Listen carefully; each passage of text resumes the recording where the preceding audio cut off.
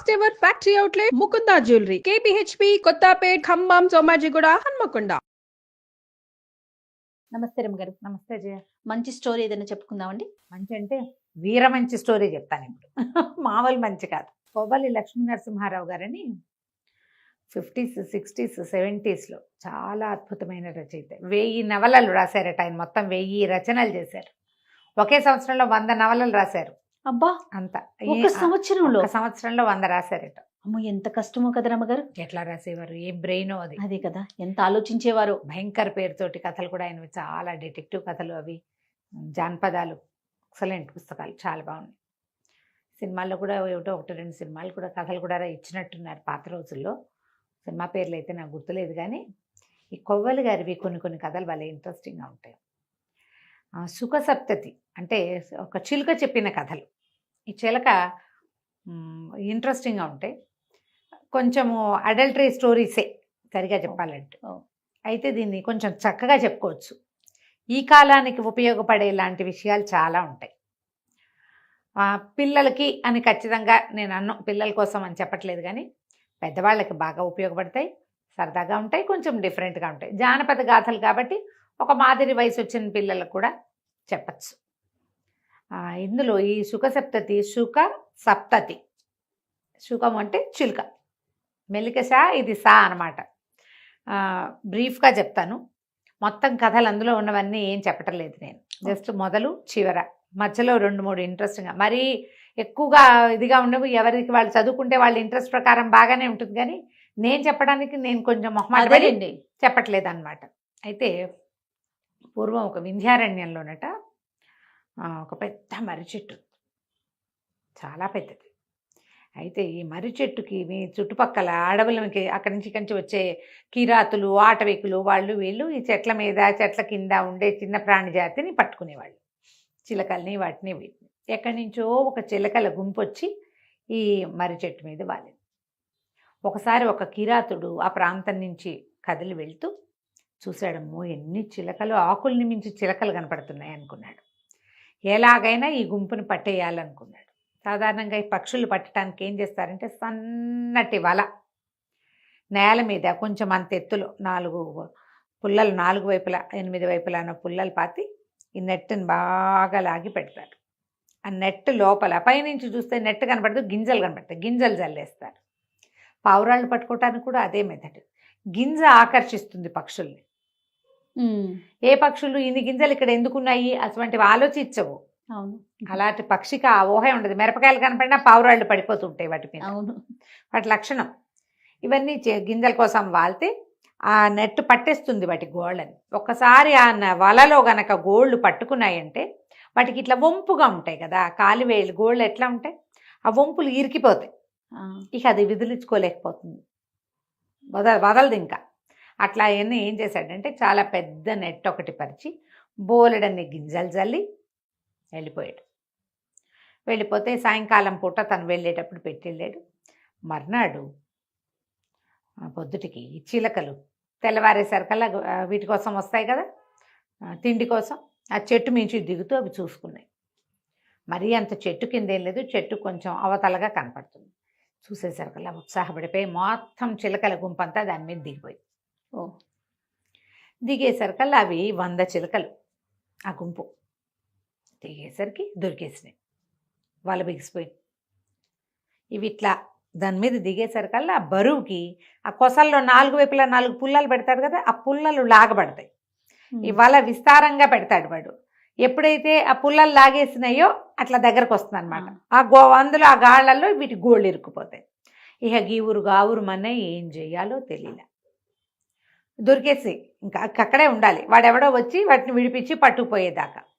అయితే ఈ మన పావురాల కథలో ఏం వింటాము, పావురా ఏం చెప్పింది, చిత్రగ్రీవుడు దీంట్లో వస్తుంది పంచతంత్రంలో, అందరం ఒకేసారి నెట్టతో సహా ఎగిరిపోదాం, వలతో సహా వల ఎగరేసిపోదాం అని చెప్పింది.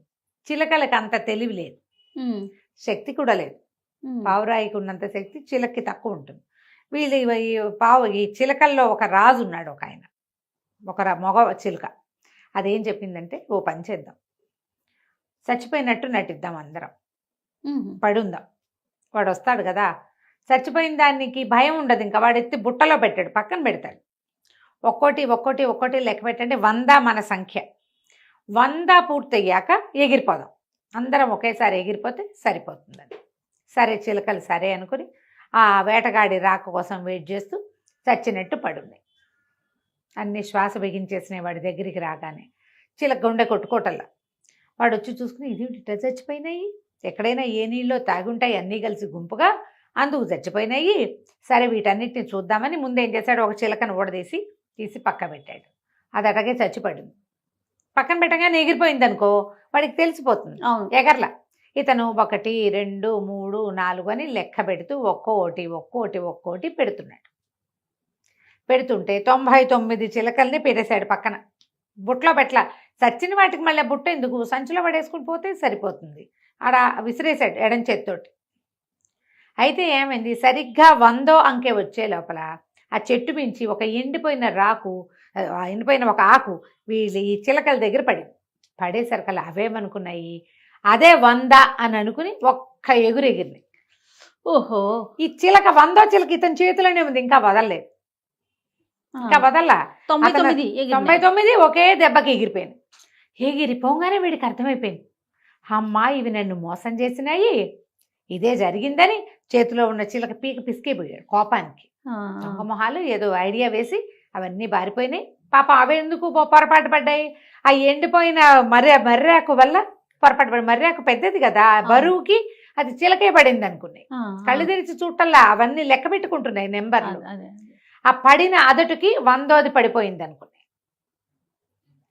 అవి ఎగిరిపోయినాయి. అన్నీ లెక్క పెట్టుకుంటాయి, వాడు లెక్క పెడుతున్నాడు, అవన్నీ లెక్క పెడుతున్నాయి. 100 అని ఇతను ఇక్కడే ఉన్నాయి, ఆ 100 అక్కడ పడింది. 100వ ఆకు వెళ్ళిపోయింది. ఇతను పిసికేసేసరికి పీక పిసికేపోయాడు కోపంతో. పటపట్లాడిపోయినాయి పళ్ళు, కోపం వచ్చేస్తుంది కదా, అంతేగా మరి. నేను పీక పిసికేస్తాను, అవన్నీ పోయినా నువ్వు ఎట్లా తప్పించుకుంటావు నా చేతిలోంచి అనగానే చిలకంది, వద్దు నన్ను చంపకు, నన్ను తీసుకెళ్ళి ఎక్కడైనా అమ్మేవా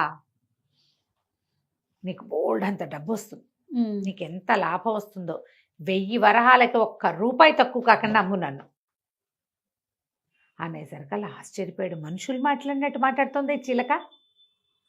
చాలా ఆశ్చర్యపోయాడు. తన చేతి సరిగా పట్టుకుని అడిగాడు, నిజంగా 1000 రూపాయలకు అమ్ముడుపోతావా నువ్వు అని. రూపాయి తక్కువ కాదంతే అనేసరికల్లా సరే ఏం చేశాడు, ఆటవికుడు తన సంచి సామాన్లన్నీ తీసుకుని చిలకకి ఒక చిన్న తాడు మెడ కట్టి భుజాన్ని వేసుకుని తీసుకుపోయాడు. మామూలుగా చిలక మాంసం అమ్మేది వేరేది, మాట్లాడే చిలకలు జంతువులుని వాటిని అమ్మేది కొట్ల దగ్గరికి వెళ్ళి నుంచున్నాడు. నా దగ్గర ఒక బ్రహ్మాండమైన చిలక ఉంది, ఈ చిలక అమ్ముతాను అని. వారా వీరా ఎవరొచ్చినా 1000 వరహాలకి తక్కువ కాదంటాడు. 1000 ఇచ్చి అణాకి కొరగానే చిలకను ఎవరు కొంటారు, అణా పెట్టి కొనచ్చు దాన్ని. 2 3 ఉంటే 2 అణాలు ఇచ్చి 3 తీసుకుంటారు, కొత్తిమీర కట్టల్లాగా. అదే 1 అణా 3 ఎంతకి ఇస్తావు, 2 అణాలకి ఇవ్వు, అలా లెక్క పెడతారు. అలాంటిది పోయి ఇది ఏకంగా 1000 వరహాలంటే ఏమిటి తక్కువ. అయితే ఏమైంది, చిలక భలే అందంగా ఉంది, అది రెక్కలు కదపటము, తలెత్తి అటు ఇటు చూడటము భలే బ్యూటిఫుల్గా ఉన్నాయి. ఆ పక్షి అందం చెప్పరానిదనమాట, చాలా హుందాగా ఉంది. అయితే ఒక వ్యాపారస్తుడు ఒక ఆయన భార్యకి బహుమతిగా ఏదైనా తీసుకెళ్ళాలని ఇక్కడికి వచ్చాడు. శెట్టి గారు, రత్నాల శెట్టి ఆయన, పెద్ద ఎత్తున అంటే వాళ్ళవి గ్రాండ్ స్కేల్లో ఉంటాయి కదా బిజినెస్లు. ఈ చిలకను చూసి ముచ్చటపడ్డాడు. 1000 అంటే చాలా ఎక్కువ, ఇంకొక రేట్ ఏదైనా చెప్పమన్నాడు. అనేసరికల్లా చిలకంది, ఆలోచించద్దు శ్రేష్ఠి, నన్ను తీసుకెళ్ళు, నీకు వీడికి 1000 వస్తే 1000కి 100 ఇంతలు లాభం తెచ్చిపెడతా నీకు, నన్ను నీతో తీసుకెళ్ళిపో అని పదే చెప్పేసరికల్లా ఈ శెట్టి గారు ఆ మాటలకి మరీ ముచ్చటపడ్డాడు.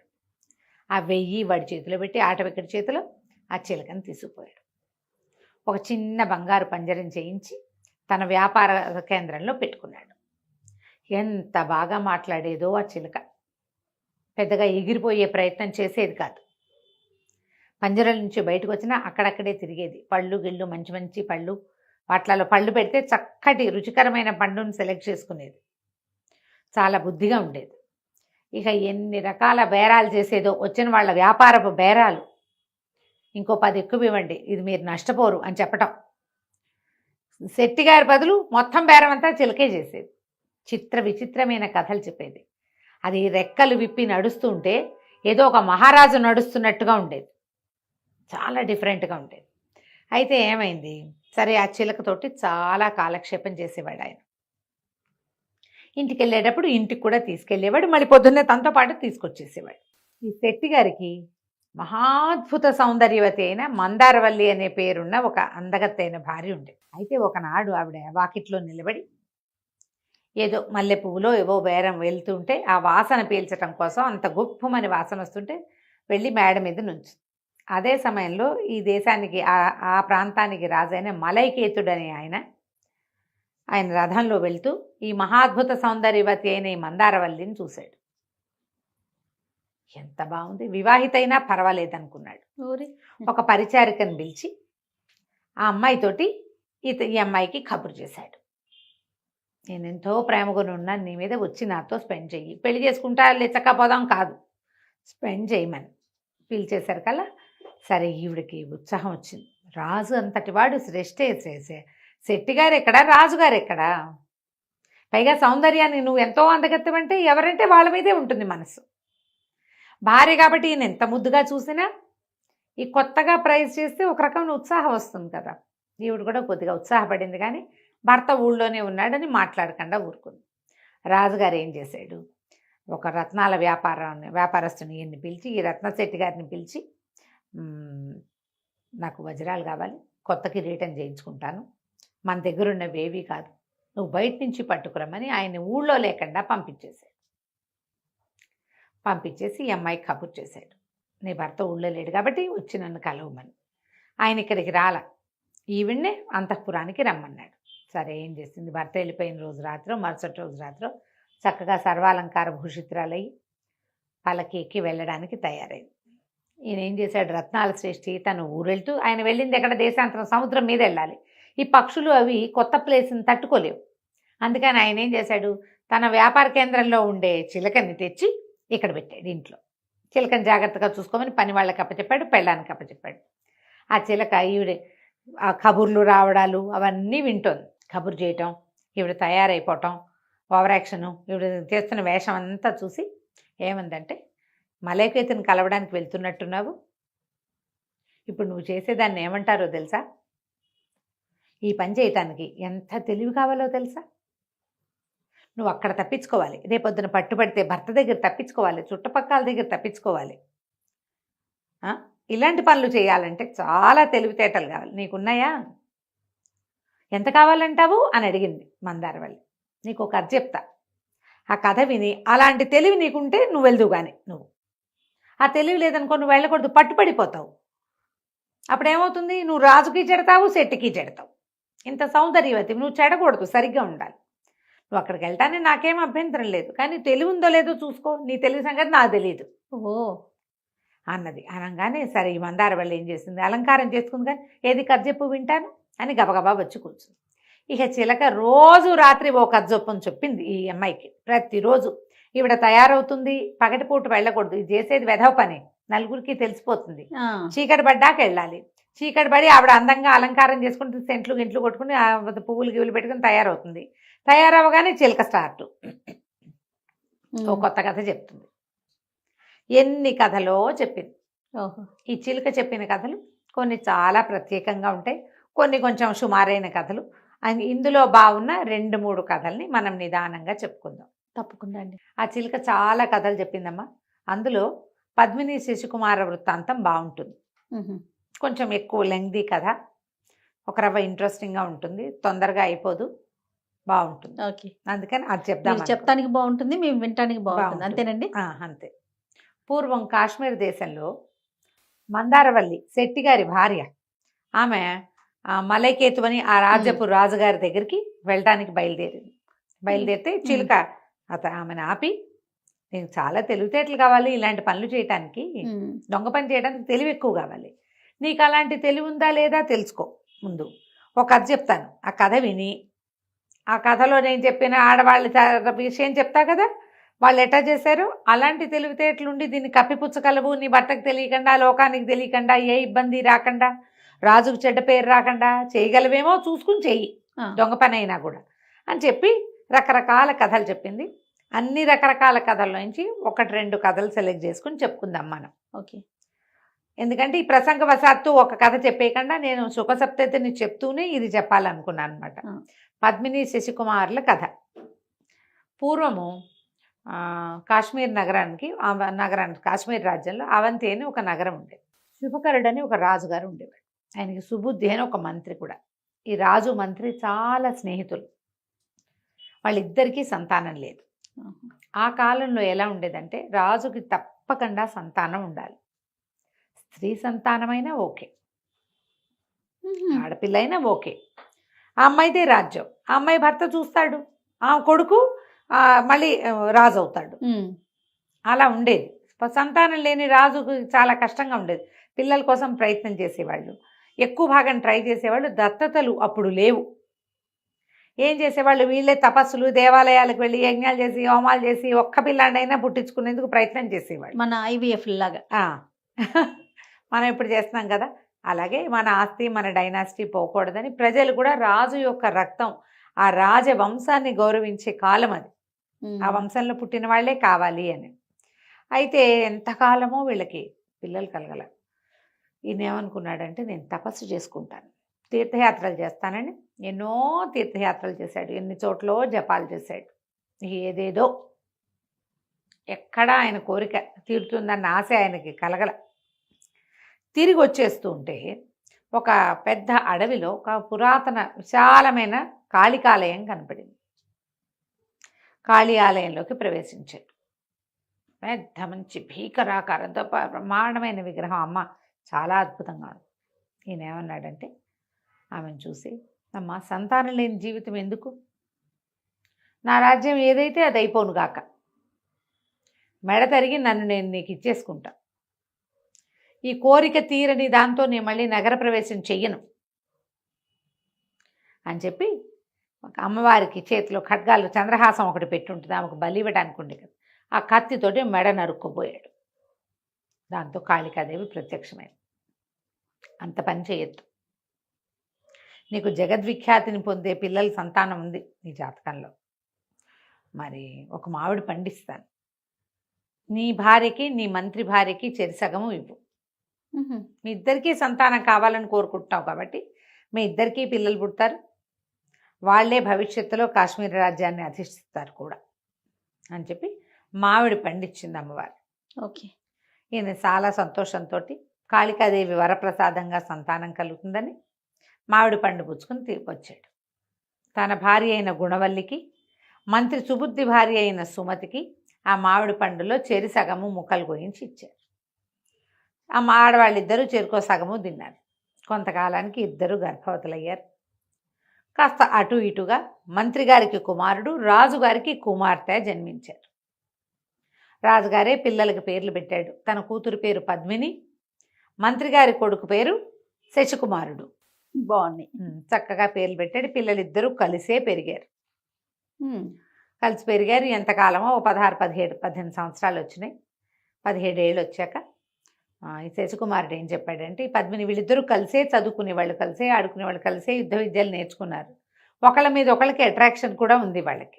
కలిసి పెరిగిన పిల్లల్లో ఇలాంటి భావాలు మనం చూడం, కానీ వీళ్ళ మధ్య అలాంటి భావాలు ఉన్నాయి. అయితే ఇతను ఏం చెప్పాడంటే, నాకు దేశాటం చేయాలనుంది, లేక లేక కలగటం వల్ల మీ నాన్న ఒప్పుకోడు, మా నాన్న ఒప్పుకోడు, నేను ఎవరికి చెప్పకుండా దేశాటం చేయడానికి వెళ్ళిపోదలుచుకున్నా అనేసరికి ఈ పిల్లేమంది పద్మిని, అది కాదు నేను కూడా వస్తా, ఇద్దరం కలిసి వెళ్ళిపోదాం, దేశాన్ని చూసొద్దాం, వచ్చాక పెళ్లి చేసుకుని రాజ్యం వెళ్ళుకోవచ్చు, మనం కలిసి వెళ్ళిపోదాం, మనిద్దరం కలిసి ఒకటే చోట ఉందాం, నువ్వు లేకుండా నేను ఉండలేను, నేను చూడకుండా ఉండలేను, నువ్వు వెళ్ళిపోయి ఏనాటికి వస్తావో తెలియకుండా ఎదురు చూడడం నా వల్ల కాదు, వెళ్ళిపోదాం అనేసరికి సరే చక్కగా అన్ని నగలు నాణ్యాలు సర్దుకుని ఇద్దరు కలిసి ఒక చెరుకో గుర్రమో వేసుకుని వెళ్ళిపోయారు.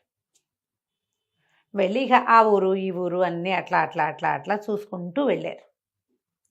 వెళ్తే సరే ఒక పెద్ద అడవిలోకి ప్రవేశించారు. ఒకరోజు అడవిలోకి ప్రవేశిస్తే ఆ అడవిలో ఒక బ్రహ్మాండమైన తామర కొలను ఉందట. ఆ తామర కొలంలో చక్కగా స్నానం చేశారు. దాని పక్కన ఒక పురాతనమైన పెద్ద దేవళం, ఎన్ని శిల్పాలు ఉన్నాయో అన్నట్టు అక్కడ. అది మహాసౌందర్యవంతంగా ఉన్నాయి శిల్పాలన్నీ. ఆ శిల్పాల మధ్య తిరుగుతూ కబుర్లు చెప్పుకుంటూ ఈ పిల్ల ఏమందంటే, ఇంత అద్భుతమైంది చూడ, చెరువు ఎంత అందంగా ఉందో, ఈ గుడి ఎంత అందంగా ఉందో, ఇక్కడే మనం గాంధర్వ విధిని వివాహం చేసేసుకుందాం అని నవ్వుతూ, తన మెడలో ఒక దండ ఉంది అమ్మాయి, మణిమాల, చాలా ఖరీదైంది. కాశ్మీర్ వంశంలో కొన్ని తరాల నుంచి వస్తోంది. దాంతో ఒక సుమారైన సైజు రాజ్యాన్ని కొనేసుకోవచ్చు, అంత విలువైంది. అంత విలువైంది. ఆ మెడలో నుంచి మణిమాల తీసి ఆ అబ్బాయి మెడలో వేసింది, శశికుమారుడి మెడలో. ఎప్పుడైతే ఈ మణిమాల మెడలో వేస్తే నవ్వుకున్నారు ఇద్దరు, కబుర్లు చెప్పుకుంటూ. ఆ మణిమాల తీసి దాన్ని ఇట్లా పరిశీలించాడు, ఎంత బాగుందో, ఎంత అందంగా ఉంది, ఎంత బాగా చేశారు, ఏం పనితనం అని చెప్పి దాన్ని చూస్తూ ఇట్లా చేతికి వేసుకున్నాడు, ఇట్లా చేతికుంది.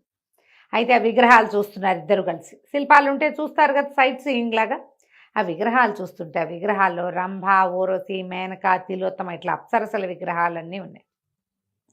అందులో ఉన్న మేనక విగ్రహం ఎంత అందంగా ఉందో. దేవతా సౌందర్యం వేరే ఉంటుంది కదా.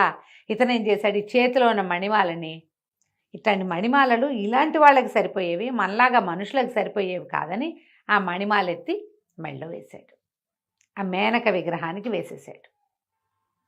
వేశాక ఇద్దరు ఏవో పళ్ళు ఆహారం మధ్యలో ముందు ఊర్లో ఏదో కొనుక్కున్నారు, చెరువు దగ్గరికి కూర్చుని చక్కగా ఆహారం తిన్నారు, చెరువులో కాళ్ళు ఆడిస్తూ కూర్చున్నారు, కాసేపు నిద్రపోయారు. ఇంకా లేచి వెళ్ళిపోదామని బయలుదేరేశారు. గుర్రాలు ఎక్కారు. గుర్రాలు ఎక్కి ఈ అడవిలో నుంచి బయటికి వెళ్ళిపోయారు. దానికి దగ్గరలో ఒక నగరం ఉంది ఆ అడవికి దగ్గర. ఆ నగరం తాలూకు మొగదల్లోనే పెద్ద శ్మశానం ఉంది. అందాక వెళ్ళారు. వెళ్ళేసరికి ఆ శ్మశానపు వాకిట్లో ఒక ముసలమ్మ తెగ ఏడు చేస్తోంది. అందంగా ఉంది, బొళ్ళు నగలేసుకుంది. ఇటు దగ్గరికి వెళ్ళారు. వెళ్ళేసరికల్లా ఈ పిల్లని చూసేసరికల్లా ఆవిడ, అమ్మ వచ్చావా అని చేతులు పుచ్చుకుంది. ఎవరమ్మా, ఎందుకు ఏడుస్తున్నావు, ఎందుకవ్వా ఇక్కడ నుంచి ఎందుకు ఏడుస్తున్నావని అడిగారు. అడిగితే, అయ్యా నేను అది ఆ అమృతవాహిని ఆ నగరం పేరు. అమృతవాహిని నగరంలో చాలా పేరుగొన్న గణికని నేను, నళిని నా పేరు, నా కూతురు 16 ఏళ్ళది, ఇట్లాగే ఉండేదచ్చు. నిన్న రాత్రి కలరా వ్యాధితో మరణించింది. పిల్లని తెచ్చి పూడిపిచ్చి దాన్ని వదిలిపెట్టి వెళ్ళలేక ఇక్కడే పడి ఏడుస్తున్నాను నాయన. నాకు ఇక పిల్లలు లేరు, లేక కలిగింది. ఇప్పుడు ముసలిది, చచ్చిపోయిన పిల్ల 16 ఏళ్ళు అని తెగ ఏడ్చి మా అమ్మ, మా తల్లి అచ్చు మా అమ్మ ఎల్లేనే ఉన్నావు, మాతో ఉండు, నాతో ఉండండి, మీ ఇద్దరు మా ఇంట్లో ఉండండి అని తెగ బతిమలాడింది. సరే వీళ్ళు కూడా ఈ దేశం చూద్దాం అనుకున్నారుగా. ఒక కాపుకి ఒక ఇల్లు ఉందనుకో, ఆ ఇంట్లో ఉండి అన్ని చూసుకోవచ్చు. ముసలమ్మ ఏడుస్తుంటే చిన్నపిల్లలు కదా వీళ్ళు, అందుకని ఏం చేశారు, ఈ ఆవిడతోటి వెళ్ళడానికి ఒప్పుకున్నారు. ఆవిడ బండి ఎవరినో కేకేసి ఆ బండి ఎక్కింది. వీళ్ళు గుర్రాల మీద వాళ్ళ ఇంటికి వెళ్ళిపోయారు. ఇంటికి వెళ్ళంగానే ఆవిడ బోళ్ళు చక్కగా స్నానాలు చేయించి, వీళ్ళకి అలంకారాలు చేయించి, వస్త్రాలు అవి కట్టించి, చక్కగా నగలేసి మెళ్ళో, ఎంతో ముద్దుగా చూసుకుంటానమ్మా, నాతో ఉండండి, నా సొమ్మంతా మీకే ఇస్తాను, నేను ఎవరికి నాకు పెట్టేది లేదు, పోసేది లేదు. పిల్లుంటే దాని జీవితం ఇంకోలా ఉండేది, చిలకా గోరింకాళ్ళే ఉన్నారు, రతిదేవి మన్మధుడల్లే ఉన్నారని బోళ్ళంతా ముద్దు చేసింది. ఎప్పుడైతే ఈ మెళ్ళో నగలు ధరింపజేసిందో అప్పుడు ఈ శశికుమారుడికి గుర్తొచ్చింది. తను ఏం చేశాడు, మణిమాలని తీసి మేనక మెళ్ళో వేసేసాడు. అక్కడి నుంచి అన్నాడు, అయ్యో మణిమాలను వదిలేశాను, మరి తీసుకొస్తాను వెళ్ళి అనేసరికల్ ఆవిడ ఒప్పుకోలే. ముసలమ్మ, ఎందుకు, మనకి లేవా పోవా, వదిలేసి ఎవడో అదృష్టవంతుడికి దొరుకుతుంది అనేసరికల్ అట్లా వదలలేను, ఈ అమ్మాయి నా మెళ్ళో వేసింది, పైగా అది కాశ్మీర వంశపు గుర్తు, దాన్ని నేను వదిలిపెట్టలేనని, గుర్రం మీద ఎంతలోకి వెళ్ళొస్తాను నేను, నువ్వు రెస్ట్ తీసుకో, నేను ఇప్పుడే వెళ్ళొస్తా పద్మిని అని చెప్పి బయలుదేరి వెళ్ళిపోయాడు. గుర్రం వేసుకుని వెళ్ళాడు. శశికుమారుడు గుర్రం మీద మళ్ళీ వెనక్కి వెళ్ళాడు. ఏమిటి, మేనక మెడలో వేసిన మణిమాలని తెచ్చుకోవటం కోసం. సరే వెనక్కి వెళ్ళేసరికల్లా ఏమైంది, వెళ్ళిపోయాడు. దీని దాకా ఈవిడ వద్దు అంటూనే ఉంది ముసలావిడే, మన ఇంట్లో లేనివా నాయన, ఎందుకు వద్దని ఒక వేసాంగని ఒక ముసలావిడే వేసి మాత వీళ్ళని అట్టు పెట్టుకుంది కదా ఇంట్లో. ఎంత చెప్పినా వినలేదు, గుర్రం ఎక్కి వెళ్ళిపోయాడు. వెళ్ళిన తర్వాత ఆ పురాతన దేవాలయం దగ్గరికి వెళ్ళి, అమృతవాహిని నగరానికి దగ్గరలో ఉంది అది, ఆ పట్టణానికి దగ్గరలో వెళ్ళి ఏం చేశాడు, ఆ మేనక మెడలో ఉన్నటువంటి ఆ దండ తీసుకున్నాడు. అది ఎట్లా చేశాడు, దగ్గరికి వెళ్ళి ఇట్లా తీసుకోకుండా గుర్రం మీద నుంచే అట్లా దాన్ని ఆ విగ్రహం దగ్గరికి వెళ్ళి కత్తితోటి దాన్ని ఇలా లేవదీసి, ఎలా లేవదీశాడో అలాగే ఇట్లా మెడలో వేసుకున్నాడు. అది పెద్ద మణిమాల. అయితే ఏమైంది, వీడి దురదృష్టం, ఆ మణిమాల ఆ పైన మేనక మెడలో ఉన్నప్పుడు అది బయట అవ్వండానికి బయట ఉన్న విగ్రహాలు అవన్నీ లోపల ఉన్నదేం కాదు, ఒక సన్నటి పొడుగాటి పాము పిల్ల విషం కలిగింది. ఓ. ఆ మణిమాలని చుట్టుకొని ఉంది. వీడు తనే చేత్తోటి ఇట్లా తీస్తే పాము కనపడును. ఏం చేశాడు, దూరం నుంచి కత్తితో తీసాడు కదా, అది కాస్త మెడలోకి వెళ్ళంగానే ఆ పాము ఏం చేసింది, కరిచేసింది. పాము కాటందుకున్న మరుక్షణము గిలగిల్లాడిపోయాడు. గుర్రం మీద ఉన్నవాడు గుర్రం మీద ఉన్నట్టే వాలిపోయాడు. దానికి అర్థమైంది పైన ఏదో జరిగింది, కానీ దానికి ఏం చేయాలో తెలియలే. సరే, అంతకుముందే దాన్ని రెడీగా ఊరు వైపుకి తిప్పాడు. అది అలా నడుచుకుంటూ పోయింది. ఆ పాము కరిచిన కాటుకి ఈ శశికుమారుడు కాస్త చనిపోయాడు. ఆ గుర్రం మీదే పడి ఉండిపోయాడు. ఆ పాము పిల్ల ఎక్కడికి వెళ్ళాల, ఆ మెళ్ళలో దండకు చుట్టుకున్నదిగా మెళ్ళలోనే ఉండిపోయింది. సరే, అక్కడి నుంచి ఏం చేసింది, గుర్రం ఊళ్ళోకి వచ్చింది. దానికి తెలుసు ఊళ్ళోకి వచ్చింది. ఇంచుమించుగా వీళ్ళ సందులోకి కూడా వచ్చేసింది. ఎక్కడైతే వీళ్ళు ఇంతకుముందు విడిచి చేస్తున్నారో ఆ సందులోకి వచ్చేసింది, కానీ కరెక్ట్గా వాళ్ళ గేటుని దాన్ని గుర్తుపట్టలేకపోయింది. గుర్తుపట్టలేక అటు ఇటు ఎగురుతుంది. ఆ ఇంటికి ఏంటంటే 2 తలుపులు ఉన్నాయి. అక్కడ ఆ లైన్ అంతా అదంతా ఒక వేసేవాటిక చాలా పెద్ద లైను.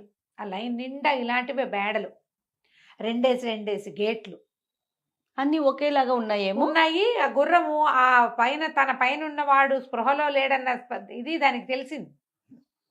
తోలబట్టల్లా అది జనరల్గా గుర్తుపడతాయి, కానీ దానికి గాభరా వచ్చింది. వీడికి ఏదో అయిపోయిందని తెలిసింది దానికి.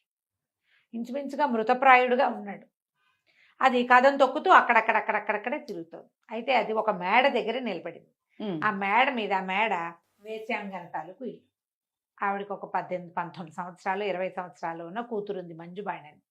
ఆ అమ్మాయికి మంచి నాట్యంలో ప్రవేశం ఉంది, సంగీతం అద్భుతంగా పడుతుంది, మహాద్భుత సౌందర్యవతి. ఆ పైనుంచి చూస్తుంటే ఈ చక్కగా మంచి రూపురేఖలతో ఉన్న కుర్రాడు ఒకడు గుర్రం మీద పడి ఉన్నాడని కనపడింది. ఎంత బాగున్నాడో అని అతని వైపే చూస్తుంటే వాడేం తన వైపు చూడటల్లా, చూస్తోంది. గుర్రం అటు ఇటు వెళ్తుంది, మళ్ళీ వచ్చి ఇక్కడ నుంచి ఉంటుంది. ఒక ఊహ వచ్చింది, నా కోసమే వచ్చాడా అనిపించింది ఆ అమ్మాయికి. గబగబా దిగేసింది. వాళ్ళు ఏంటంటే వాకిట్లోకి వచ్చిన మగవాళ్ళని పిలుస్తారు పాపం, ఇంకా వాళ్ళ జీవితం అదే. దిగింది. దిగేసరికి వాళ్ళ దగ్గరికి వెళ్ళి చూస్తే ఎంత పండులా ఉన్నాడో. ఓ 16-17 ఏళ్ల కుర్రాడు, మీసాలు వచ్చినాయి, కొంచెం బలంగా కనపడుతున్నాడు. గుర్రం బ్రహ్మాండంగా ఉంది. వీడి మీద ఒంటి మీద బట్టలు కూడా రాజోచితమైన బట్టలు ఉన్నాయి. అక్కడి నుంచి ఆ గుర్రం గొలుసు తాడు పట్టుకుని, కళ్ళే ఉంటుందిగా, అది పట్టుకుని తమ ఇంటి వైపుకి లాక్కొస్తే అది మాట్లాడకుండా వచ్చేసింది. రాగానే కేకలు పెట్టింది, ఒరే రెండ్రా దింపండ్రా. వాళ్ళు వీళ్ళు పని వాళ్ళు వచ్చి ఆ అబ్బాయిని దింపారు. ఈ అమ్మాయి ఏమనుకుంది, వీడు ఏదో మాదక ద్రవ్యం తీసుకున్నాడు, లోపల తీసుకెళ్ళి పడిపోయి ఉన్నాడు, ఇతను అర్థం కాల. తీరా లోపలికి వెళ్ళేసరికల్లా వాళ్ళకి అర్థమైంది బతికి లేడని చెప్పారు పనివాడు. ఆ అమ్మాయి గోలుమని ఏడ్చే శోకాలు పెట్టేసేసింది. అయ్యో, క్షణంలో లవ్ ఎట్ ఫస్ట్ సైట్, ప్రేమించేశాను, అయ్యో నా ప్రాణప్రియుడు వీడు కాస్త చచ్చిపోయాడు, ఇప్పుడు నేనేం చేతనే అమ్మ అని శోకాలు పెడితే వాళ్ళ అమ్మ వచ్చి చూస్తే అబ్బాయి బాగున్నాడు. మెడలో బ్రహ్మాండమైన మణిమాల ఉంది, చిన్న వస్తువులు కూడా ఏవో ఉన్నాయి, దండకడిగాలు అవి ఉన్నాయి, కానీ చచ్చేలాగా ఉన్నాడు. చచ్చిపోయాడు. వీళ్ళకి అర్థకాల పల్స్ అయితే అందరల్లా. అక్కడి నుంచి ఏం చేశారు, వైద్యుడిని పిలుచుకురా అని అమ్మాయి ఏడ్చేటి శోకాలు పెట్టింది. నా ప్రాణాలన్నీ వీడి మీదే పెట్టుకున్నా, క్షణంలో నా మనసు ఇచ్చేసాను, ఇటు అయిపోయాడు, మత్తులో ఉన్నాడు అనుకున్నాను, మరణించినట్టుగా కనపడుతున్నాడని కేకలు పెట్టేసరికి ఈవిడ వాళ్ళ అమ్మ ఏం చేసింది, ఒక వైద్యుడిని పిలవనంపింది. ఆ వైద్యుడు వచ్చి చూసేసరికి ఒళ్ళంతా పరీక్షించేసరికి అప్పుడు అతనికి ఈ మణిమాలకి ఈ ప్రాంతంలో ఒక చిన్నటి సన్నగా ఇంత పొడుగ్గా పురికోసలాగా ఉన్న పాము చుట్టుకుని నిద్రపోతుంది. అది కాటేసి మళ్ళీ పడుకుంది. అప్పుడు ఆయన ఏం చేశాడు, చెప్పాడు, ఇతను చచ్చిపోయాడు, ఇంచుమించుగా విషం దిగి ఇట్లా ఉన్నాడు, ఒక పని చేద్దామని. ఇతను ఒట్టి వైద్యుడు కాదు, ఇతనికి మంత్రం కూడా వచ్చు, గారుడ మంత్రం ఏది. ఆ మంత్రంతో ఆ పాము పిల్లని నిద్రలేపి అది ఎక్కడ కరిచిందో అక్కడే దాని కూరలు పెట్టించి విషం లాగిచ్చాడు వెనక్కి. విషం లాగిచ్చేసి ఆ పామును కాస్త చంపించేసి వీడికి మెల్లిగా హార్ట్ బీట్ మొదలైంది. ఇతను ఏం చేశాడు, ఇక ఈ విషం ఎక్కిన వాళ్ళు ఒక రకంగా అలిసిపోతారు.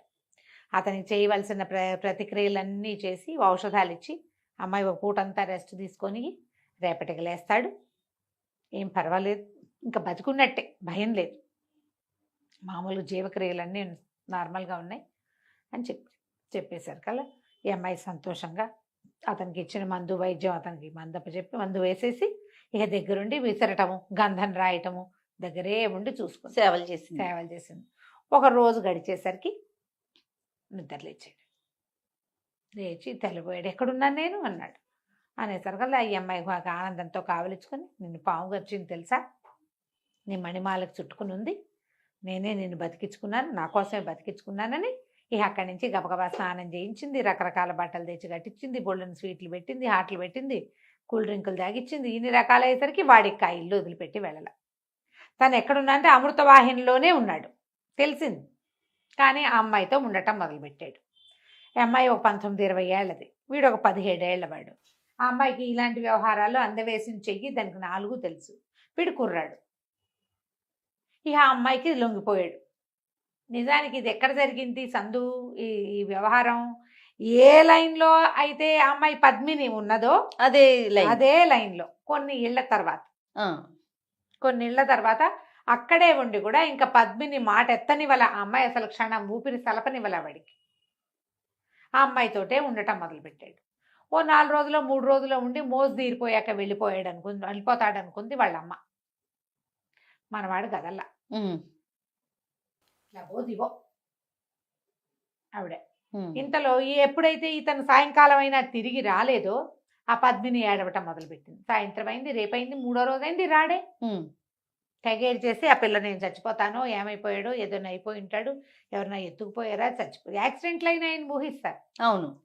2 గంటలో వెళ్ళి గంటలో రావాల్సింది 3 రోజులు 4 రోజులు పట్టింది. పిల్ల అన్నం తినకుండా నీళ్లు దాక్కుండా ఏడిస్తే ఆ పెంచుకుంటానని తీసుకెళ్ళింది కదా ఆవిడేమంది, అమ్మ అట్లా కాదు, మన ఊళ్ళో ఒక సన్యాసి ఒక ఆయన ఉన్నాడు, వెళ్ళి ప్రశ్న ఇద్దాం అని చెప్పి పిల్లని తీసుకుపోయింది. అక్కడికి తీసుకెళ్తే ఆయన అన్నాడు, అమ్మ నీ భర్త ఎక్కడో ఇరుక్కుని ఉన్నాడు, 100% నీతో అతనికి వివాహం ఉంది, సంతానం ఉంది, నువ్వే అతని పట్టమహేషివి, అతని దక్షిణ నాయకుడు, ఇంకా వివాహాలు ఉన్నాయి నీ భర్తకి, ఎక్కడో ఉన్నాడు, వస్తాడు, నువ్వు కంగారు పడద్దని ఈ పిల్లకి నచ్చజెప్పాడు ఆయన. ఈవిడ తీసుకెళ్ళిన ముసలావిడ గోల్డని నగలు నాణ్యాలు ఇచ్చి ఆయనకి సంతోషపెట్టి ఈ పిల్లని ఇంటికి తీసుకొచ్చి, అమ్మ కడుపు నిండా కాకపోతే కొంతైనా తిను, నీ భర్త వచ్చేసరికి నువ్వు చిక్కిపోయి రూపు మాసిపోతే ఎట్లా, వస్తాడు, ఈ లోపల సంగీతం నేర్చుకుంది కానీ అభిజ్ఞాన శాకుంతలం చదువుకో, మేఘ సందేశం చదువుకో అని చక్కగా చదువుకి కూర్చోబెట్టి, రాజకుమార్తె కదా హాయిగా పిల్లకి చదువు చెప్పించడం మొదలుపెట్టింది. తన కూతురు చచ్చిపోయింది, అదే పోలికలో ఉన్న ఈ పిల్లని ఆవిడ చూసుకోవటం మొదలెట్టింది. ఈ పిల్ల రోజులు లెక్క పెట్టుకుంటూ, క్యాలెండర్ చూసుకుంటూ ఎన్ని రోజులు అయినాయో లెక్క పెట్టుకుంటుంది. ఏదో ఒక నాటికి ఖచ్చితంగా తిరిగి వస్తాడు. మొదట తనతోటే వివాహం అవుతుంది అతనికి, తనే పట్టపురాణి, తన రాజకుమార్తె, తన రాజ్యం వీడిది. ఆ అమ్మాయి ధైర్యంగా ఇక ఉండటం మొదలుపెట్టింది. ఈ అమ్మాయి మన మంజువాణి దగ్గర చేరిపోయాడు శశికుమారుడు. చక్కగా సంతోషంగా ఉన్నారు. కొద్ది రోజులు గడిచేసరికల్లా వాళ్ళ అమ్మకి విసుగు పుట్టడం మొదలుపెట్టింది. చిరాకు పడేది, రుసరుసలాడేది. ఆ కూతురు అసలు ఏమీ వినిపించుకునేది కాదు. వారా వీరా అందరినీ పిలుచుకొచ్చేది.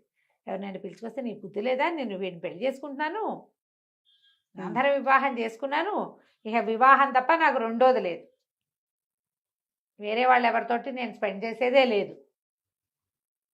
నేను ఇతనితోటే ఉంటానని ఆ పిల్ల మొండికెత్తేసింది.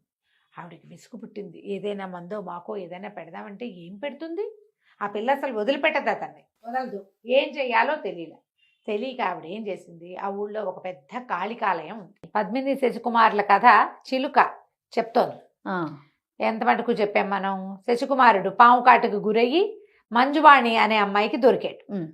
అతనితోటి పావుని ఒక మంత్రవైద్యుని పిలిపించి పావునితోటి విషం వెనక్కి తీయించి అతన్ని బతికిచ్చింది. అతనితోనే ఉండిపోయింది, భార్యని మర్చిపోయింది. అతను ఈ అమ్మాయి దగ్గరే ఉండిపోతే ఈ అమ్మాయి తల్లి, వీళ్ళేమో భోగం వాళ్ళు, సరిగ్గా ఈ అమ్మాయి పద్మిని ఉన్న సందులోనే ఉన్నాడు ఈయన. 4-5 ఇల్లు 15 ఇల్లు అదే లైన్లో ఉన్నారు. విమతి ఆ మంజువాణి వాళ్ళ అమ్మ పేరు. ఆ విమతికి ఎంత మంటగా ఉందంటే, పెద్ద వాళ్ళు రోజుకి 1000 వరహాలు ఇచ్చేవాళ్ళు సిద్ధంగా ఉంటే, వీడెవడో ఏభరాసి రోడ్డు మీద కనపడ్డ వాడితోటి వాడిని వదలకుండా ఈ రకంగా చేస్తుంది ఈ అమ్మాయి. ఎట్లాగైనా సరే వీడిని వదిలించేసేయాలి. పైగా ఆ అమ్మాయి కొంచెం పెద్దది, ఆ మంజువాణి ఇతనికంటే. ఇతను దొరికిపోయాడు. కాకపోతే చూసే వాళ్ళకి ఏమనిపిస్తుంది, అమ్మాయికి దొరికాడు అనిపించదు, అబ్బాయే వచ్చి వీళ్ళింటి మీద పడ్డాడు అనుకుంటా. అంతే.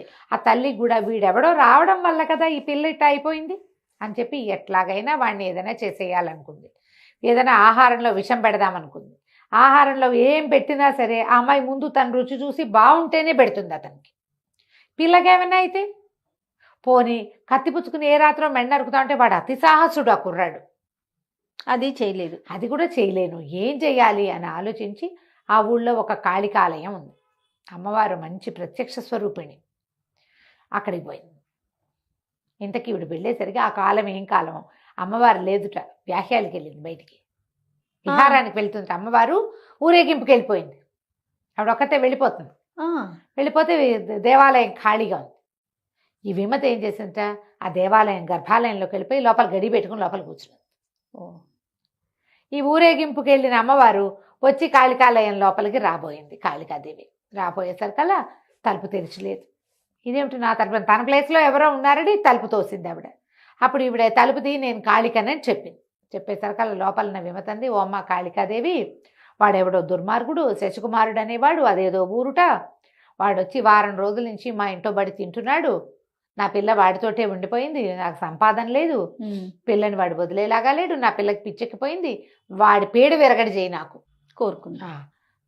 కోరుకునేసరికల్లా కాళికాదేవింది, శశికుమారుడా, వాడు కాశ్మీర్ అమాతిమాత్యుడి కొడుకు, నా వరప్రసాది, వాడి దగ్గర డబ్బులు లేకపోవటం ఏమిటి, వాడి మెళ్ళ ఉన్న మణిమాలే బోళ్ళంత ఖరీదు చేస్తుంది, ఈ రాజ్యాన్ని కొనేయచ్చు దాంతో, ఏం పర్వాలేదంటే ఈవిడ ఒప్పుకోలే. ఈ విమతి ఏమైనా సరే వాడిని తప్పించు, వాడు నీ వరంతో పుట్టినా ఇంకోటి పుట్టినా నాకొద్దు, నచ్చలా ఆవిడికి, నాకు నచ్చలేదు, నాకు రోజు డబ్బు ఇచ్చేవాడు కావాలి, వాడిని తప్పించు, నా వరంతో పుట్టిన వాడిని నేనేం చేయనంటే అయితే నేను తలుపు తీయనన్నది.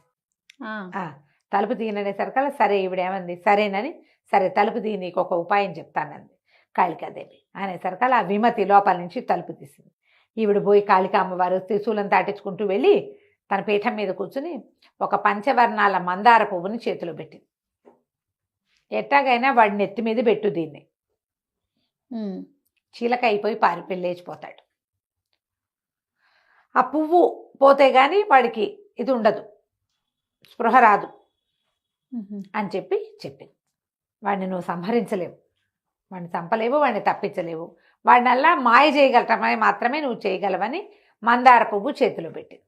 ఈ విమతి ఎంతో సంతోషించి కాళికాదేవికి ప్రాణాచారం పడి, నన్ను క్షమించు, నిన్ను వాకిటో నుంచోబెట్టినందుకు నన్నేమి శపించద్దు, కోపించద్దు నా మీద, నా కూతురు కోసమే ఇదంతా, నా కులవృత్తి చేసుకోవాలి, కానీ నేను ఈ రకంగా రాజకుమారులు అమాత్య కుమారుల వెనకాల పడి మా పిల్ల ఇట్టా ఉంటే ఎట్టా కుదురుతుంది అని చెప్పి ఏం చేసిన మందార పువ్వు తీసుకొచ్చేసింది ఇంటికి తీసుకొచ్చి మర్నాడు పొద్దున్నే అల్లుడు గారు రండి మీకు నెత్తికి నూనె అంటుతానని చక్కగా కుర్రాన్ని తీసుకొచ్చి, జుట్టు సీగ ఉంది అబ్బాయికి, ముడి అప్పట్లో జుట్లు పెద్దవి ఉండేవి కదా, మగవాళ్ళకు కూడా సీగ ముళ్ళు ఉండేవి బాగా, ఇంత పెద్ద పెద్ద జులపాలు, అది ఇట్లా గట్టిగా ముడేసుకుని దాని మీద ఒక ఆభరణం ఏదో పెట్టుకుంటాడు.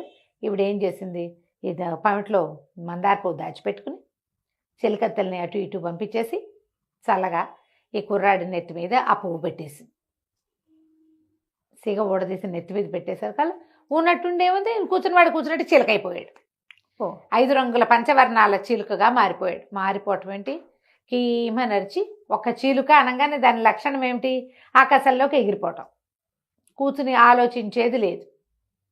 అక్కడి నుంచి ఒక్క ఎగిరిపోయేసరికల్లా ఆ అమ్మాయి పైనుంచి కిందకు వచ్చేసరికల్లా ఏడి నా విభుడు అనేసరికి విభుడు లేడు, ఏమీ లేదు, నూనె గిన్నె సునిపిండి గిన్నె అన్నీ ఉన్నాయి, అబ్బాయి లేడు. ఆ పిల్ల లబో దిబోమని ఏడ్చింది మంజువాణి. ఎక్కడికో వెళ్ళాడు, వస్తాడని చూసింది, సాయంకాలం దాకా చూసింది, రాత్రి అయింది, ఇక ఆ పిల్ల బెంగ పెట్టుకుని పిచ్చెక్కినట్టు ఏడిచి రోడ్ల మీద పడిపోయింది, పిచ్చిదైపోయింది ఆ అబ్బాయి కోసం. ఈవిడేమనుకుంది, ఆ కుర్రాన్ని తప్పిస్తే కూతురు మామూలుగా ఉంటుంది అనుకుంది. ఆ పిల్లకి అంత విపరీతమైన వ్యామోహం వాడి మీద ఉందని అర్థం కాల.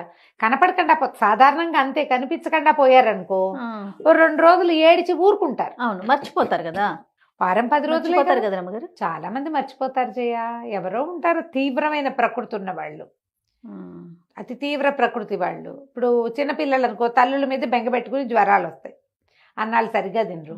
ఇలా ప్రేయసి ప్రియులు ఓ వారం కలిసి ఉండి తర్వాత కొంచెం దిగులు ఉంటుంది, దిగులుగా ఉంటారు. కానీ ఇలా పిచ్చి అయిపోయే వాళ్ళు కొంచెం తక్కువ ఉంటారు. ఈ పిల్ల కాస్తే పిచ్చికిపోయింది. శశికుమారా అని తిరుగుతూ ఉండేది రోడ్ల మీద. ఈ లోపల ఏమైంది, ఈ పంచవర్ణాల చిలుక అటెగిరి ఇటెగిరి రాజుగారి ప్రాసాదం మీదకి వెళ్ళింది. అది అమృతవాహిని అనే నగరం. ఆ నగరపు రాజుగారికి సులోచన అని ఒక సౌందర్యవతైన కూతురుంది. ఓకే. ఆ రాజప్రాసాదం బయట నిలబడి ఆ పిల్ల పైన ఇట్లా తిరుగుతోంది అటు ఇటుగా. సాయంకాలం సరదాగా తిరుగుతూ ఉంటే ఆ పక్షిని చూసేసరికి దానికి సరదా వచ్చేసింది. నాన్నగారు ఏమైనా సరే నాకు ఆ పక్షి కావాలి అనేసరికి ఇక ఏం చేశారు, భటులంతా రోడ్ల మీద పడి ఆ పక్షిని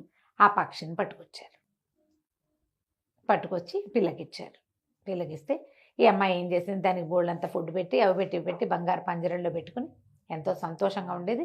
సాయంకాలాలు ఏం చేసేది, తలుపులన్నీ వేసేసి బయటికి పారిపోకుండా అది అక్కడక్కడే తిరిగేలాగా సరే ఆ పక్షిని చక్కగా దగ్గర కూర్చోబెట్టుకుని మాట్లాడిచ్చేది.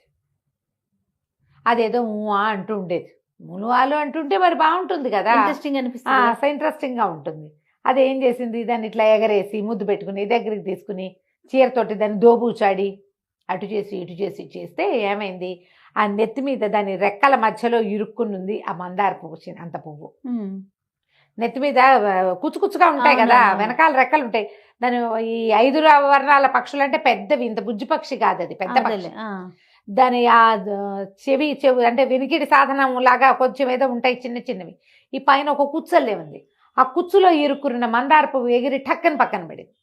ఈ పిల్ల ఏం చేసింది, ఆ పిచ్చుకని ఆ పక్షిని ఇట్లా గుండెల మీద పెట్టుకుని ఇట్లా 2 చేతులు దాని చుట్టూతో వేసి దాంతో దోబూచాడుతాం. ఎప్పుడైతే ఈ మందార పువ్వు టక్కని పక్క పడిందో వీడు అబ్బాయి అయిపోయాడు.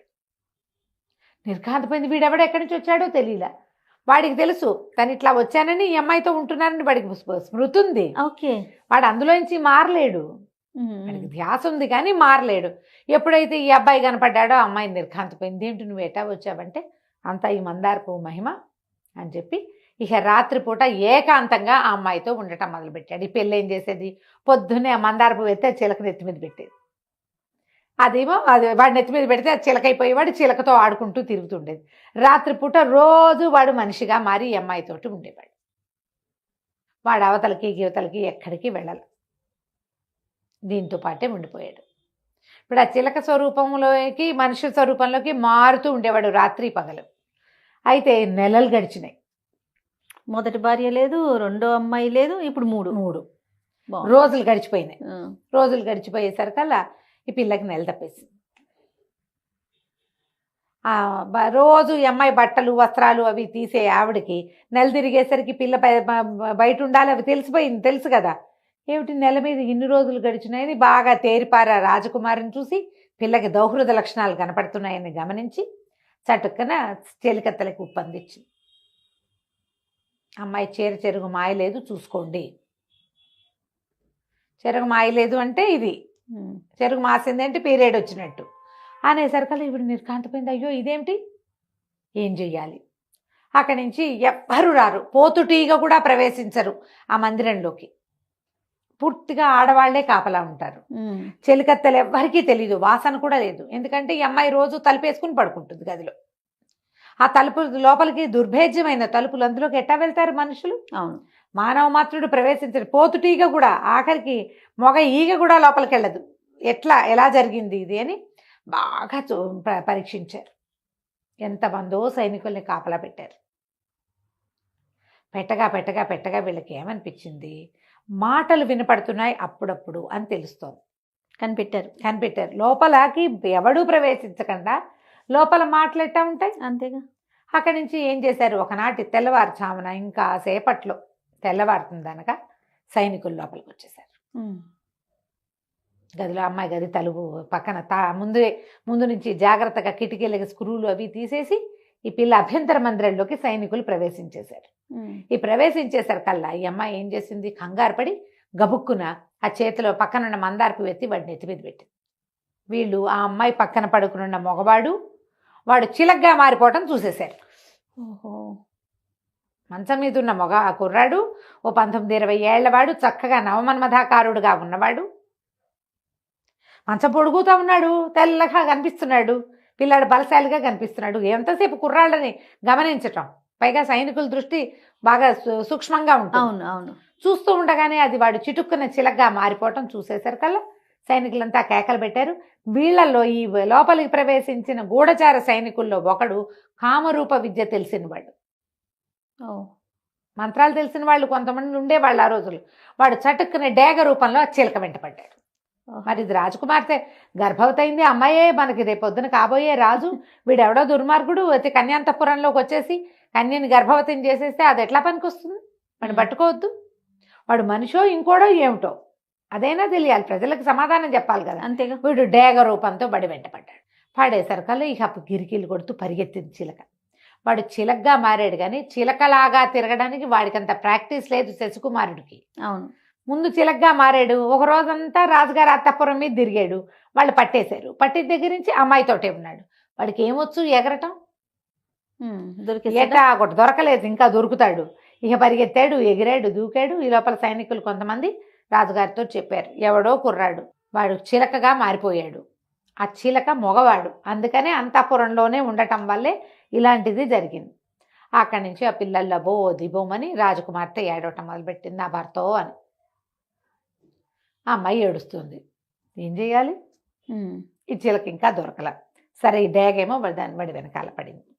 పడేసరికల్లా ఎట్లాగో వెళ్ళి వెళ్ళి వెళ్ళి ఈ ఊళ్ళోనే ఒక చోట ఒక తోటలాగా ఉంది, బహిర్భూమి యాక్చువల్గా అది కొంచెం బాత్రూమ్కి వెళ్ళడానికి వాడుకునేది అనమాట. ఆ బహిర్భూమిలో ఒక దీంట్లో ఏమనాలి, ఒక పొదలాంటి దాంట్లో దూరింది చిలక. ఆ దూరేసరికల్లా ఏమైంది అని ఆ నెత్తికి పైన ఆ పొదలో ఉన్న ముళ్ళు పట్టేసుకుని మందార పువ్వు అక్కడ పడిపోయింది. వీడు కుర్రాడిగా బయటకు వచ్చాడు. ఆ పొదలో నుంచి బయటకు వచ్చి పరిగెత్తుకుంటూ వెళ్ళి ఆ దానికి కొంచెం పెడగా ఉన్నటువంటి ఒక పెద్ద భవనంలోకి ప్రవేశించాడు. ఇక్కడ ఏం జరిగింది? ఆ భవనం ఎవరిదంటే ఒక శెట్టి గారిది. ఆ ఇల్లు సోమిశెట్టి అని ఒక శెట్టి గారి ఇల్లు. ఆయన భార్య వాసవి, అమ్మాయి పేరు. కేశవ శెట్టి గారిని చాలా డబ్బున్న వాళ్ళు ఆ అమ్మాయిని ఈ సోమిశెట్టికి ఇచ్చారు. వివాహం అయిన తర్వాత అతనికి ఏదో వ్యాధి బయటపడింది, చర్మ వ్యాధి. రకరకాల మందులు పడతాడు, ఎప్పుడు బాత్రూమ్కి వెళ్లాల్సి వస్తుంది. అతని పరిస్థితి పాపం చాలా కుంగిపోయినాడు మనిషి. ఈ పిల్ల మహాద్భుత సౌందర్యవతి ఆ వాసవి. ఏం చేస్తుంది? ఇక వివాహానికి కట్టుబడి భర్తతోటి ఏమీ మనసు లేదు, కానీ ఏదో ఆయనతో పాటు ఉంటుంది. అతను బాత్రూమ్కి వెళ్తూ ఉంటాడు, ఎంతసేపు ఆ బహిర్భూమిలో ఉన్నాడు. ఓహో. అమ్మాయి అతని కోసం ఈ గుమ్మం బయట నీళ్ళ చెంబు పుచ్చుకుని నుంచున్నది కాళ్ళు కడుక్కోవడానికి. ఎప్పుడైతే ఈ అమ్మాయి పరిగెత్తుకుంటూ మన శశికుమారుడు చటుక్కుని అక్కడికి వెళ్ళాడు. వెళ్ళి నా ప్రాణాలకు ప్రమాదం, ఎవరైనా వస్తే నేను ఇక్కడ లేనని చెప్పండి అని చెప్పేసి గుమ్మంలోకి వెళ్ళాడు. సోమిశెట్టి గారి ఇంట్లోకి పరిగెత్తాడు శశికుమారుడు. సోమిశెట్టి గారు ఎక్కడున్నాడు? బయట ఉన్న బహిర్భూమిలో ఉన్నాడు. చెంబు పుచ్చుకుని భార్యామణి నుంచింది. ఆ అమ్మాయి అతని కేసే చూస్తోంది లోపలికి. బాగున్నాడు. అక్కడి నుంచి నలుగురు ఈ మన డేగ రూపంలో ఒక రాజభట్టుడు వచ్చాడు కదా. అవునవును. వాడేం చేశాడు? ఎప్పుడైతే ఈ కుర్రాడు ఇటు వచ్చాడని తెలిసిందో దిగేసి రూపం మార్చేసుకున్నాడు. డేగ రూపంలో పరిగెత్తాడు చిలక వెనకాల. అవును. పరిగెత్తి అమ్మాయి ఇక్కడికి ఎవరైనా వచ్చారా అండి అని అడిగాడు. అడిగేసరికల్లా ఇప్పుడు ఏం చేస్తుంది? గుట్టకలు మింగేసి అమ్మాయి అక్కడికి వెళ్ళాడు. అక్కడ కూర్చున్నాడు అతనే అని చూపించేసి భర్తను చూపించింది. వాడు అక్కడి నుంచి కేకలు పెట్టి విజిలేసాడు. ఒక 4-5 సైనికులు పరిగెత్తుకొచ్చేసారు. ఊరంతా తిరుగుతున్నారు వాళ్ళు. అవును. ఆ కూడళ్లలో ఉండే పోలీసులు విజిల్ వినగానే మనవాడే ఎవడో కేకేస్తున్నాడని వస్తారు కదా. ఈ అమ్మాయి చెంబు పుచ్చుకుని నుంచునే ఉంది. చెంబు చీర వెనకాల దాచేసుకుంది. లోపలికి వెళ్ళాడు, కూర్చున్నాడు. అదిగోండి అని అనేసరికలు వీళ్ళు కాంతిపోయారు. లోపల కూర్చుని ఉన్నాడు ఒకడు.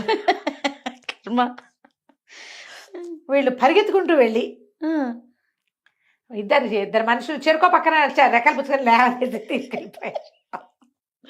సిచ్యువేషన్ కూడా చూడాలి. వాడు అంటే ఈ వేషం వేస్తున్నాడు అనుకున్నారు. అదేలే. రాజకుమార్తెతోటి అంత పనిచేసిన వాడు చిలకగా మారిపోయి ఇప్పుడు బహిర్భూమిలోకి దూరిన వాడు అక్కడ కూర్చుని పువ్వులు ఏరడానికి వెళ్ళాడు కదా. అక్కడ అందరూ ఏం చేస్తారో వీడు కూడా అదే చేస్తాడు. వాళ్ళ మధ్యలో ఉండి తమని మోసం చేస్తున్నాడు అనుకున్నారు వాళ్ళు. అనుకుని వీడు గట్టిగా పెడరెక్కలు విడిచి పట్టుకొని రా అని ఈ దేగ రూపంలో వచ్చిన వాడు అరిచాడు. ఆ వెళ్ళిన వాళ్ళు 4 చెరుకో 2 చొప్పున రెక్కలు పుచ్చుకుని లేవది ఆయన లబోదిపో ఏమిటి నన్ను ఎక్కడికి తీసుకెళ్తారు ఏమిటండి అంటూనే ఉన్నాడు. ఇక లాభం లేదు, అంతే. ఆయన గసరి తీసుకుపోయారు, చెరసాల పడేసారు. తీసుకుపోయి ఆయనకు ఒళ్ళంతా అక్కడక్కడ మచ్చలు, కుష్టు, ఎప్పుడు బాత్రూమ్కి వెళ్లాల్సి వస్తుంది. వంగిపోయి కుంగిపోయి కునారి వెళ్ళిపోయినాడు ఆయన. ఆ వేషంలో రూపం మార్చుకున్నాడని వీళ్ళు నమ్మారు. ఓ. ఈ లోపలికి వెళ్ళిపోయిన కుర్రాడు తన భర్తను ఎప్పుడైతే వాళ్ళు పట్టుకుపోయారో ఈ అందగత్తెగా ఉన్న వాసవి చెంగుమని లోపలికి వెళ్ళిపోయి ఆయనకి పాతసేవది కాళ్ళకి నీళ్ళిచ్చి తినడానికి తిండి పెట్టి నువ్వు నా అదృష్టం కొద్దీ నా ఇంట్లోకి వచ్చావు, నాతోటే ఉండిపోమని వాడితో బ్రహ్మానందాన్ని అనుభవించడం మొదలుపెట్టింది అమ్మడు. అక్కడి నుంచి వాళ్ళ నాన్నకి అమ్మకి కబురు చేసింది. నాన్న ఇన్ని రోజుల నుంచి నా భర్తకి జబ్బు తగ్గాలని పూజలు చేస్తున్నాను కదా, అమ్మవారు కరుణించింది, కాళిక కరుణించి నా భర్తని అందగాడుగా చేసేసింది. ముదితలు నేర్వగా రాని విద్య గలదే ముద్దార నేర్పించిన ఇంత ముద్దుగా అబ్బాయి లోపలికి వచ్చాడు, దొరికిందే ఛాన్స్. అమ్మాయి ఆ పని చేసేసింది. మా ఆయనకి రూపం మారిపోయిందని అదని ఎవరికి చెప్పొద్దు నాన్న, దిష్టి తగులుతుంది కొంతకాలం, అమ్మవారు కూడా ఆజ్ఞ, ఎవరితో చెప్పకూడదు, వచ్చి చూడండి అంటే వాళ్ళిద్దరు వచ్చి మన్మథాకారుడుగా ఉన్న కుర్రాన్ని చూసి ఆశ్చర్యపోయారు. ఏమిటి సోమశెట్టి ఇలా అయిపోయాడా? నమ్మేశారు. ఎవరి కూతుర్ని వాళ్ళు నమ్ముతారు కదా జయ, అంతే రమ్మగారు కదా, ఎవరి పిల్లల్ని వాళ్ళు 100% నమ్మేస్తాం. పైగా ఇంతకాలం అతనికి జబ్బుగా ఉంటే ఆ పిల్ల పాపం బికమం వేసుకుని ఆయనతో పాటే ఉండేది. నమ్మేశారు. ఆ అమ్మాయిని చక్కగా అల్లుడిని కూతుర్ని సంభావించారు, ఎవరికి చెప్పలా. వ్యాపార పనులన్నీ మామగారే చూసుకోవటం మొదలుపెట్టాడు. ఒక 4-5 రోజులు, ఆ వారం రోజులు గడిచినాయి. సరే ఈ కొంచెం వైద్యం చేయించారు ఆ సోమశెట్టికి. చేయించి రాజుగారు ఎక్కడికో వెళ్ళాడు.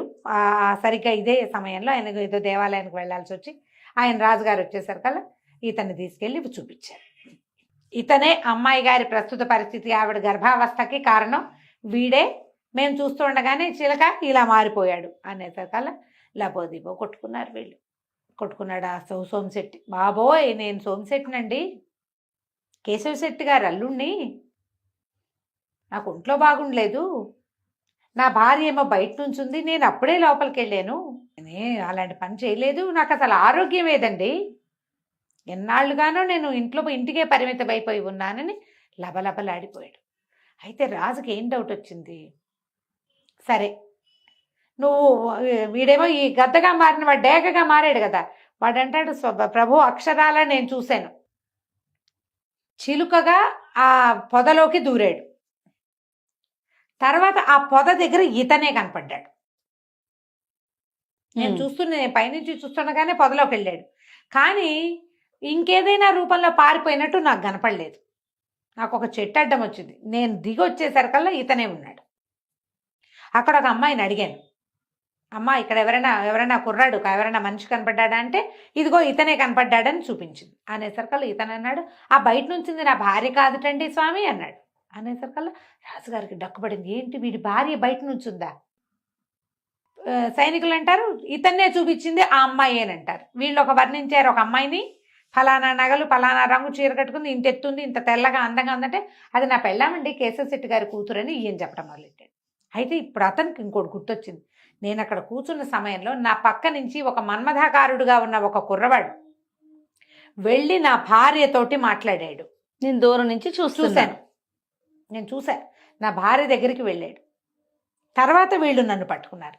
ఆనంగానే రాజుగారికి డౌట్ వచ్చింది, ఏదో జరిగింది, అమ్మాయే మతలబు చేసిందా కుర్రాడు మతలబు చేశాడా? ఆ పిల్ల ఏం చెప్తోంది, సులోచన అతను చాలా అందమైన వాడు అని చెప్తోంది. ఇక్కడ వీళ్ళు పట్టుకొచ్చిందేమో కుంగి కునారి వెళ్ళిపోయి జబ్బుతో తీసుకుంటున్న వాడు వాడిని తెచ్చి వాడికి చిలకగా మారిపోయే విద్య వచ్చని అమ్మాయి చెప్తోంది. సరే అక్కడి నుంచి ఏం చేశారు, కేశవశెట్టి గారికి కబురు చేశారు రమ్మని. కేశవశెట్టి గారు వచ్చేసరికల్లా మీ అల్లుడిని కూడా తీసుకురండి, ఒక అద్భుతమైన వజ్రాలు వచ్చినాయి, వజ్రాల తాలూకు ఇది చూడాలన్నారు. సరే కానీ రాజుగారు అడిగితే ఏం చేస్తామని అల్లుడికి కబురు చేసి ఆయన బయలుదేరి వచ్చి ఈ వీళ్ళింటి నుంచి ఈ బయలుదేరి వచ్చాడు. అల్లుడు ఎవరో వాడిని తీసుకురావాలి, వీడే రాజకుమార్తె తాలూకు ప్రియుడు అనే సంగతి ఎవరికీ తెలియదు. రథం వచ్చింది, బయలుదేరాడు. లోపలికి వెళ్ళేసరికల్లా ఆశ్చర్యపోయారు, చాలా బాగున్నాడు, రాజకుమారుడల్లే ఉన్నాడు. ఆడ నుంచి గబగబా ఈయన ఈ వీడే అయ్యి ఉంటాడు అనుకుని కబురు చేశాడు కూతురికి. కూతురు పరిగెత్తుకు రావడం ఏంటి, ఒక్కసారి అతను చూడంగానే నాథా అని వెళ్ళి కావలించుకునేసరికల్లా తెలిసిపోయింది క్రియ. కూర్చోబెట్టారు, ఏవో మంచినీళ్ళు గించినీళ్ళు ఇచ్చారు. బాబు మీరేదో సిద్ధపురుషుడిలాగా ఉన్నారు, ఎలా ఇలా రూపం మార్చుకోగలిగారు, మీరెవరండి ఏమిటండి అని కనుక్కున్నారు. కేశవశెట్టి గారు లోపలికి వచ్చాడు. బయటంతా గందరగోళంగా ఉంది, ఆడపిల్లలు మగపిల్లలు మగవాళ్ళు సైనికులు, తర్వాత రాజుగారి తాలూకు మంత్రి గింత్రి వాళ్ళంతా చేరారు. అంతఃపుర కన్యలు బోళ్ళంత మంది వచ్చారు. రాజుగారి అల్లుడు దొరికాడు అంటున్నారు. తీరా చూస్తే అక్కడ కుర్చీలో కూర్చోబెట్టబడి ఉన్నవాడేమో తన అల్లుడు. తను ఎవరిని అల్లుడు అనుకుంటున్నాడో వాడు. తన అల్లుడు రాజుగారికి అల్లుడు ఎటా అయిపోయాడో ఈయనకు అర్థం కాలేదు. రాజుగారికి అల్లుడు ఎటా అవుతాడు? అక్కడి నుంచి ప్రశ్నించుకున్నారు ఒకళ్ళనొకళ్ళు. అప్పుడు వీళ్ళు ఏమన్నారు, రాజుగారు ఏం చెప్పంటే, పొరపాటున మీ అల్లుడు సోమశెట్టిని తీసుకొచ్చారు మా వాళ్ళు. ఇతను మా అల్లుడు, మా అమ్మాయితో ఇతను గాంధర్వ విధిని వివాహం జరుపుకున్నాడు అని చెప్పి చూపించారు. చూపిస్తే ఇతను ఏం చెప్పాడంటే, వాళ్ళకి చెప్పాడు క్లియర్గా, నేను ఫలానా రాజుగారి మంత్రి గారి అబ్బాయిని, ఏదో రాజ్యం ఉజ్జయిని, కాశ్మీరామాత్యుని కుమారుణ్ణి అని చెప్పాడు. చెప్పేసరికి వీళ్ళు ఆశ్చర్యపోయారు. ఎటా వచ్చావు, ఏంటి, ఎలా జరిగింది అంటే, తను జరిగిందంతా చెప్పి, ఫలానా వీధిలో పద్మిని కాశ్మీర్ రాజ కుమార్తె ఉన్నది, ఆమె నా భార్య, మేమిద్దరం కలిసి బయటకు వచ్చాం, ఇట్లా జరిగిందని చెప్పేసరికల్లా సరే ఈయన వెంటనే అక్కడికి కబురు చేసి ఎవరింట్లో పద్మిని అనే కాశ్మీర్ రాజకుమార్తె ఉన్నదో కనుక్కుంటే నళిని వాళ్ళ ఇంట్లో ఉంది. వెంటనే ఆవిడ్ని చక్కగా రాజోచిత ఆమె పల్లకి అది పంపించి అమ్మాయిని రప్పించారు. ఇది చూడంగానే కావలించుకుని చేసి ఏమైపోయావు ఇంతకాలం అని. వీళ్ళిద్దరూ చిన్నప్పటి నుంచి కలిసి పెరిగిన వాళ్ళు. అవును. అక్కడి నుంచి ఈయన అన్నాడు, మా అమ్మాయిని వివాహం చేసుకో, మా పిల్లేమో గర్భవతి కదా అని చెప్తే, సరే ఇంటికి వెళ్ళి పెళ్లి చేసుకుంటాను. సరే ఆల్రెడీ గాంధర్వ విధిని వివాహం అయిపోయింది కదా, ఏనుగు ఎక్కించి ఊరేగిచ్చారు. యువరాణి గర్భవం పుట్టిది, అదేదో అక్రమ సంబంధం కాదు, సక్రమ సంబంధమే, కాశ్మీర రాజామాత్యుని కుమారుడే పెళ్లి కుమారుడని దీని మీద ఏనుగు మీద ఎక్కించి అంబారి మీద ఎక్కించి ఊరేగిచ్చారు. ఆ అంబారి మీద కూర్చొని వెళ్తూ ఉంటే ఆ సూలో మన మణిమంజరి మణిమాల ఏదో దాని పేరు మంజువాణి అమ్మాయి పిచ్చి అయిపోయింది.